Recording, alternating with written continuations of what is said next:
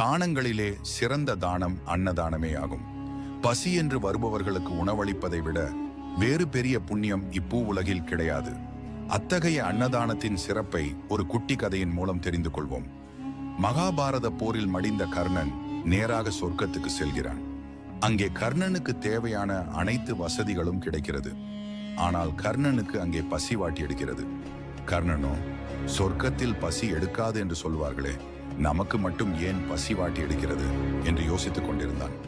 அப்போது அங்கே கர்ணன் நாரதரிடம் கேட்கிறான், சொர்க்கத்தில் பசி போன்ற உணர்வுகள் தோன்றாது என்று கேள்விப்பட்டிருக்கிறேன். ஆனால் என்னை பசி வாட்டி எடுக்கிறதே ஏன் என்று கேட்கிறான்.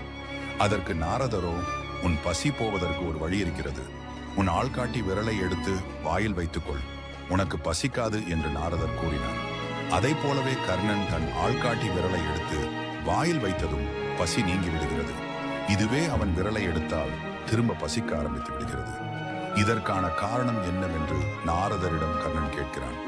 அதற்கு நாரதர், கர்ணா, உன் வாழ்க்கையில் அத்தனை தான தர்மமும் செய்த நீ அன்னதானத்தை மட்டும் செய்ய தவறிவிட்டாய். அதனால் தான் உனக்கு இந்த பசி ஏற்படுகிறது. ஆனால் ஒரு முறை நீ அன்னசத்திரம் எங்கே இருக்கிறது என்று கேட்ட ஒருவருக்கு உன் ஆள்காட்டி விரலால் வழிகாட்டினாய். ஆகவே உன் ஆள்காட்டி விரல் மட்டுமே அன்னதான பலன் பெற்றது என்று பதிலளித்தார். பசி என்று வருபவர்களுக்கு உணவளிப்பதே சிறந்த தானமாக கருதப்படுகிறது.